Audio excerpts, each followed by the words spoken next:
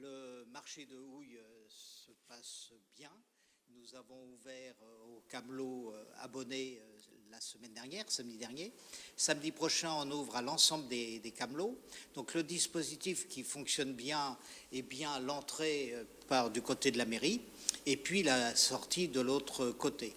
L'élément nouveau sera que le parking de la place du 14 juillet sera pour moitié réservé au parking et pour l'autre moitié réservé aux camelots. C'est-à-dire on retrouve en fin de compte la configuration d'il y a quelques années de ce marché qui, avant d'être sur la place Michelet, était sur la place du 14 juillet. Donc situation exceptionnelle, bien sûr il y a quelques places de supprimer, mais personne ne m'a donné de meilleure idée et pour cause. C'est qu'en même temps ça nous permettra d'avoir de dégager la place Michelet pour lesquels des travaux devraient être engagés. Donc cette configuration risque de prendre et de rester encore quelques mois de cette façon.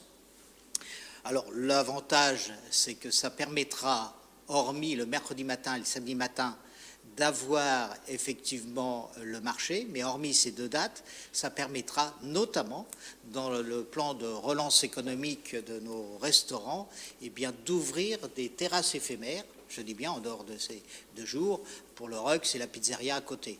D'ailleurs, de même, sur un certain nombre de terrasses ont été ouvertes.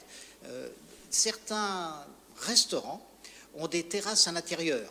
Je pense à la pizzeria Piave, je pense aux marchands, au restaurant de couscous, la Palmeraie un peu plus haut. Donc, c'est peut-être méconnu. Donc, je demande à tous ceux qui vont ouvrir, et je ne sais pas s'ils vont tous ouvrir, mais tous ceux qui vont ouvrir, de nous le signaler. Quant à nous, quand on le peut, on met à disposition des places de parking, on est en train de regarder. Par contre, les endroits qui sont dans un croisement, un virage très proche et qui n'est pas en sens unique, qui pose problème et un trottoir très petit, eh bien oui, il y a quelques cas où on ne pourra pas, ça se fera jamais au détriment de la sécurité du piéton et des personnes qui doivent utiliser la chaussée dans de bonnes conditions. Par contre, nous avons, je vous l'ai dit, le jeudi soir, le Premier ministre s'est exprimé, l'intervention s'est terminée vers 18h à peu près, à 5 ou 10 minutes près. À 21h, j'avais déjà vu 7 restaurateurs pour voir avec eux et ouvrir des terrasses, puisque en dehors des terrasses dont je parle, à l'intérieur de certains restaurants, enfin, qui sont attenants au restaurant et qui ne sont pas forcément vus de l'extérieur, on va ouvrir des terrasses sur l'extérieur. C'est le cas, par exemple, du japonais qui est à côté de chez Manuel de Cuisine aussi, me semble-t-il, et puis d'autres personnes qui ont fait la demande. Donc, ne faites pas quelque chose qui soit dangereux. Là, je m'adresse aux restaurateurs. On va vous aider au maximum, mais j'ai bien conscience que dans quelques cas, ça ne sera pas possible. Mais de rien faire, ça m'embêterait quand même. Ça ne doit pas se faire directement. Ceux qui peuvent le faire, on facilitera les choses. De même que je vous rappelle, et ça tombe bien, puisque la reprise du stationnement payant est d'actualité. Le nombre de voitures sorties commençait à poser problème et de toute façon, bon, il faut qu'on reprenne absolument nos habitudes pour laisser un turnover qui permette au commerce notamment de pouvoir vivre. Donc respectez ça. En ce qui concerne le marché, je vous l'ai dit, ça fonctionne très bien. Le premier jour où c'est ouvert, 1700, 1800 personnes. L'ouverture d'après, 2600. Après, on est passé à 4500 le week-end dernier. C'est-à-dire, on arrive presque à la rotation normale de ce marché. Donc étalé, pas beaucoup de queues, en tout cas beaucoup moins que dans certaines grandes surfaces, je peux vous l'assurer, et je crois que tout le monde est ravi. Alors il y a toujours des détails à régler, enfin des détails pour, j'allais dire, ceux qui viennent sur le marché ou vus de l'extérieur, mais qui ne sont pas des détails pour les commerçants. J'ai eu une remarque d'un certain nombre de commerçants qui sont sur l'avenue Charles de Gaulle ou au bout de la rue Carnot, notamment parce que les voitures ne passant plus devant la rue, enfin de la rue Gambetta, pardon, dans la rue Gambetta, cela pose problème. Je les reçois demain soir, c'est pas facile. À la fois, il y a des demi-mesures qui sont pesantes et contraignantes. J'ai bien conscience de la difficulté. J'espère, moi, personnellement, que le 22 juin, il y aura encore une deuxième bouffée d'air et que l'on pourra reprendre un peu nos habitudes. À partir du moment où on porte le masque, à partir du moment où on a certains gestes, eh bien, je crois que nous ne serons pas timides. Donc je reçois les commerçants demain soir à 20h ici en mairie. Je pense qu'ils seront une dizaine pour savoir ce qu'il est possible de faire. Alors il y a deux solutions. Soit pour des raisons de sécurité, on ne pourra pas faire passer les véhicules devant la mairie, puisqu'il faut effectivement prévoir des zones de sécurité. Ou alors, si on le fait, ça sera au ralenti, 10 à l'heure, et avec un certain nombre de contraintes. Donc, il faut voir les avantages et les inconvénients. S'il y a plus d'avantages que d'inconvénients, je le ferai, mais je veux dire aux commerçants que je pense à eux. Tous ne sont pas pénalisés de la même façon. J'ai été voir, effectivement, il y en a qui le sont, donc c'est ma préoccupation, et on se voit demain soir. Sur le marché, je crois avoir tout dit. Sur la crèche des lutins, alors pourquoi j'en parle?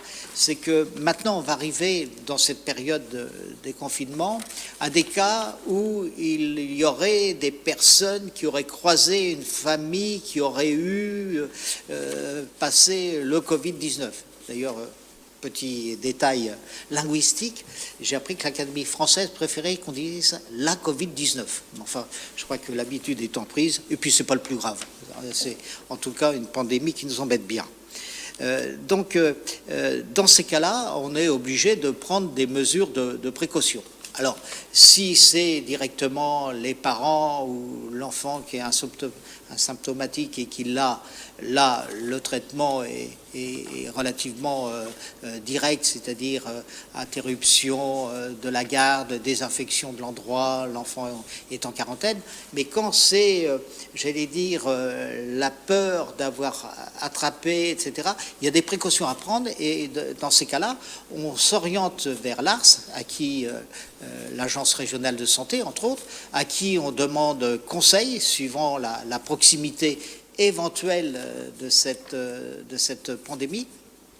Et là, en l'occurrence, sur la crèche, ils nous ont dit non, ça ne pose pas de problème particulier, notamment parce qu'il s'agit d'un jeune. Néanmoins, nous avons prévenu les familles pour leur dire, écoutez, si vous avez une autre solution, et si vous ne souhaitez pas, malgré que ça semble peu dangereux, en tout cas, on prévient les familles. Alors, ce que j'ai fait depuis le début, c'est de prévenir à chaque fois pour que les gens prennent aussi leurs responsabilités.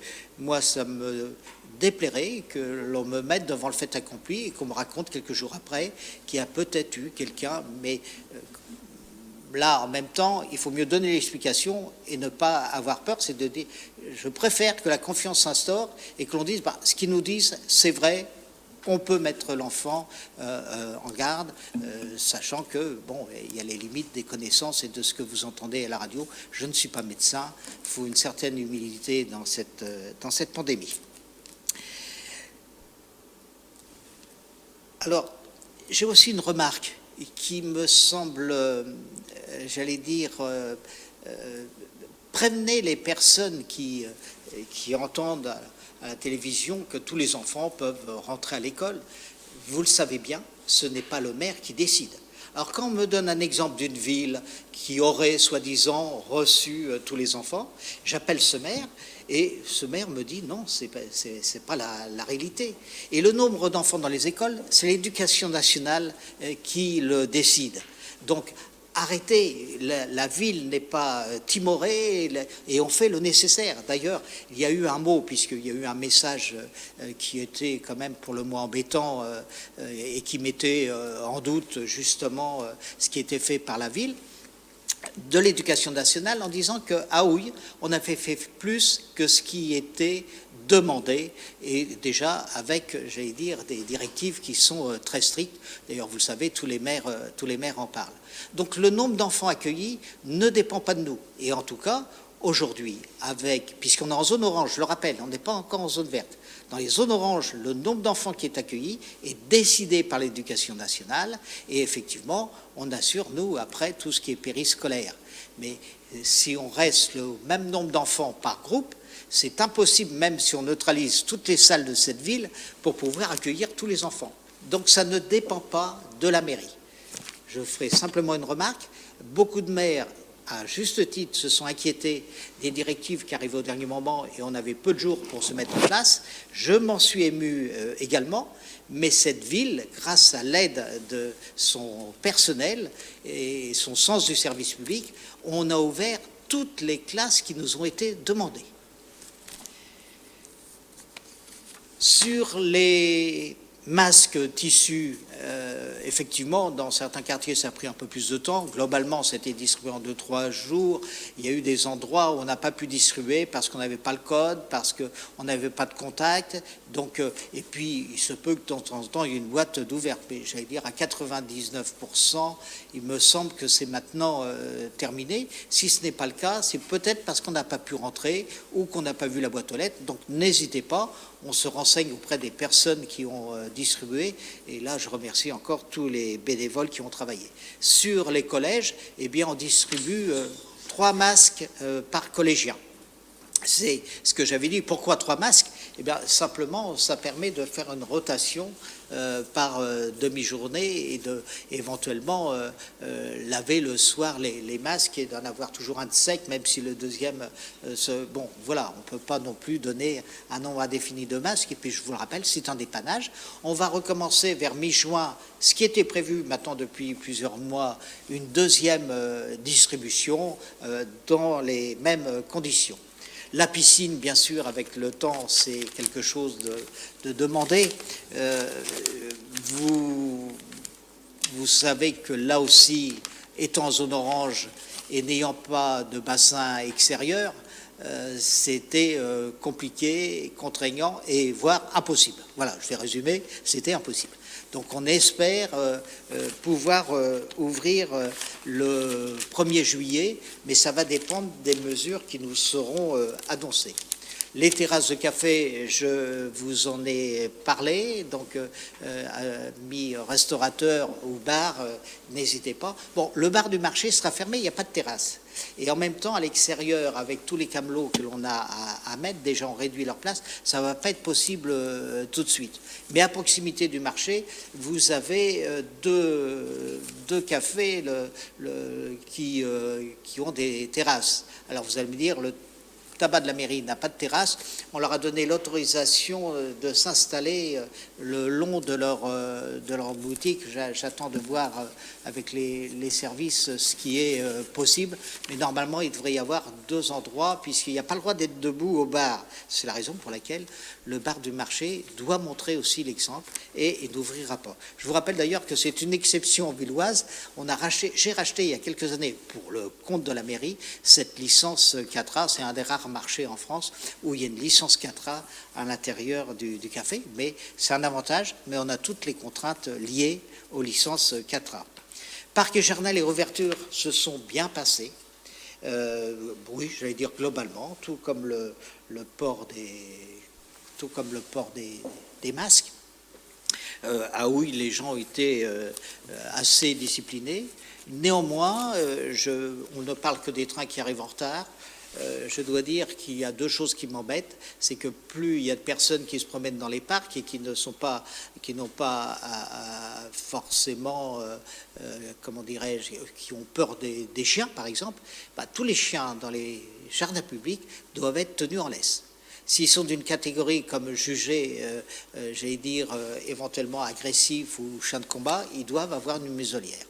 Donc, s'il vous plaît, n'obligez pas à ce qu'on soit obligé de pénaliser. Je sais que la plupart le font parce que, bon, voilà, c'est comme ça. Tout comme le passage en vélo, bon, on descend du vélo, on va à pied, ou alors on fait le tour du jardin public, par exemple, avec son vélo. C'est pas très compliqué, mais c'est le respect des uns et des autres. Et comme il y a beaucoup d'enfants qui ont envie, qui ont besoin et pour lesquels il est nécessaire de gambader, eh bien, écoutez, s'il vous plaît, les chiens et sans transition, les vélos, prenez, j'allais dire, des précautions.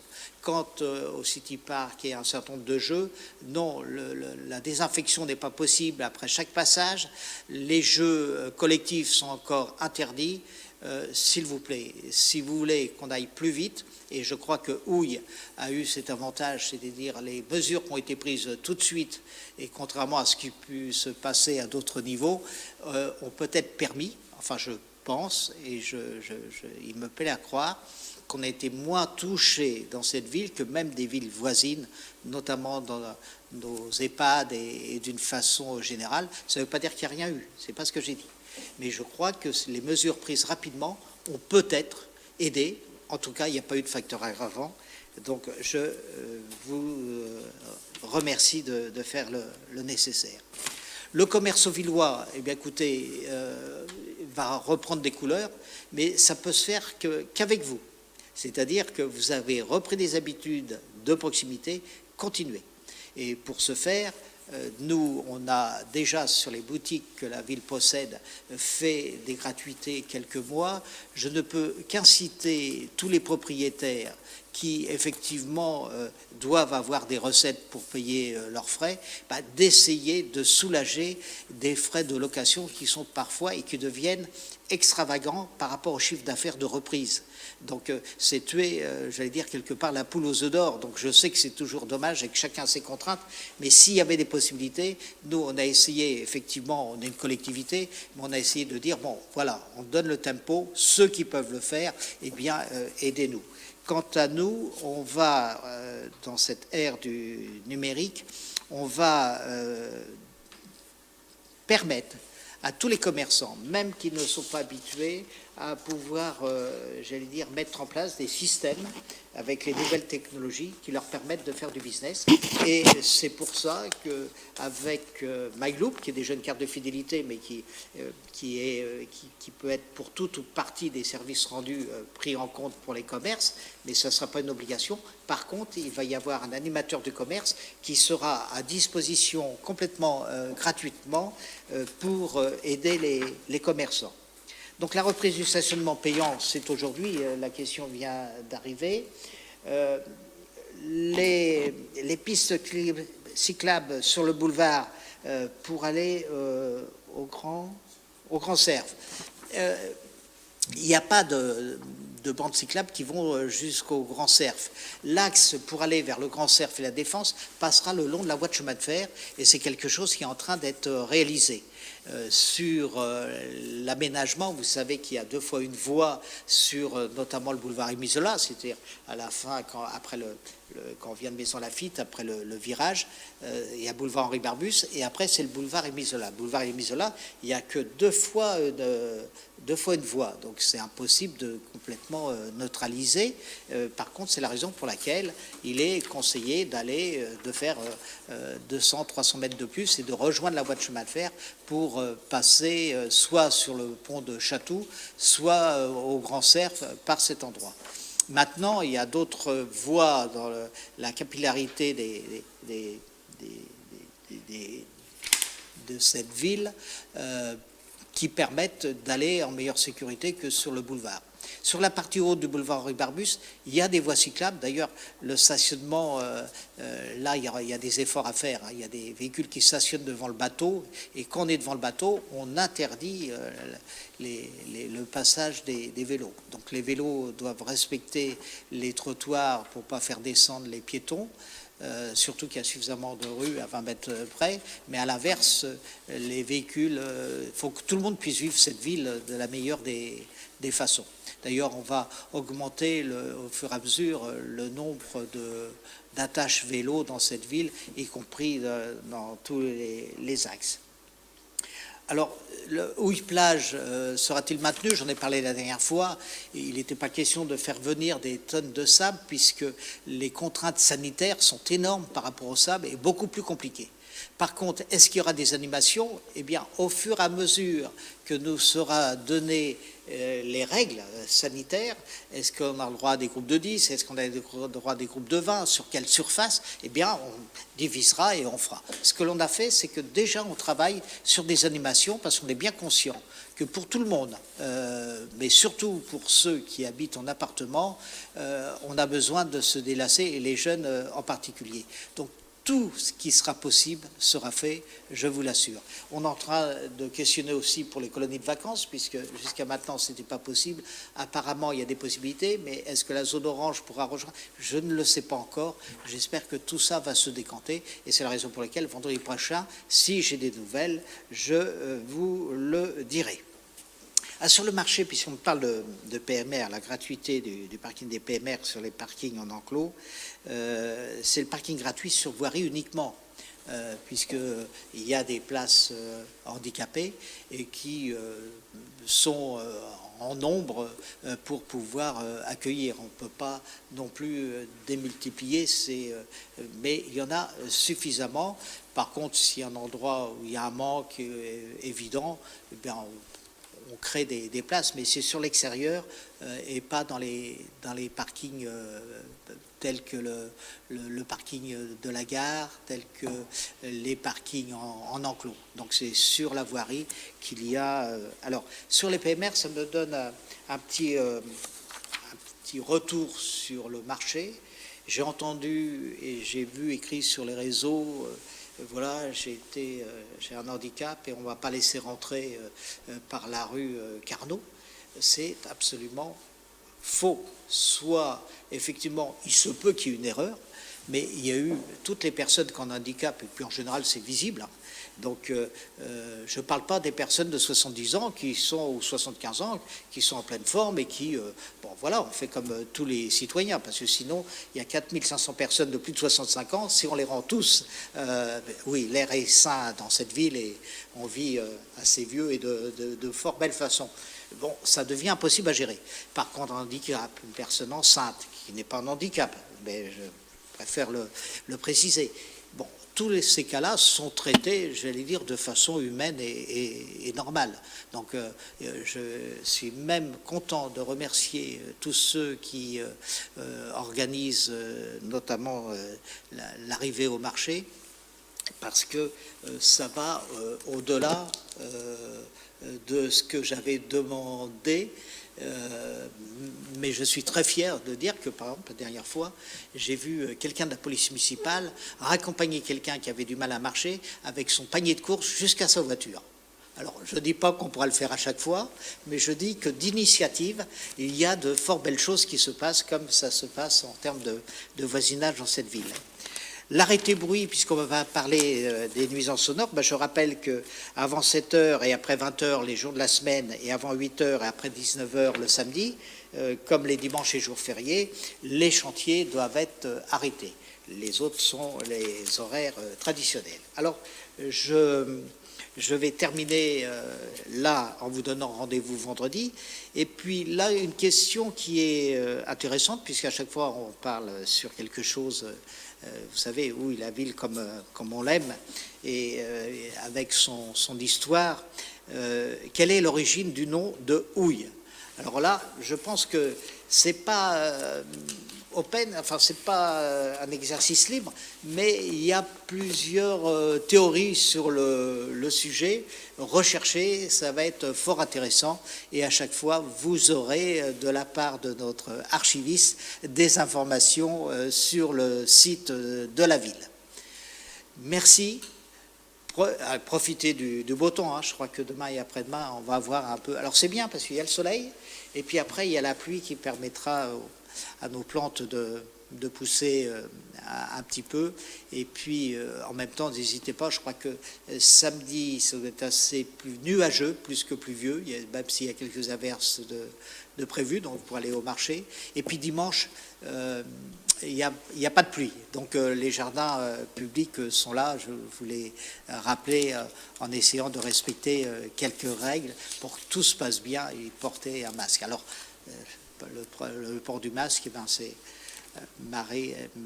m'amène directement à cette phrase que j'ai l'habitude de vous dire très sincèrement. Prenez soin de vous, prenez soin des vôtres, prenez soin des autres. Merci.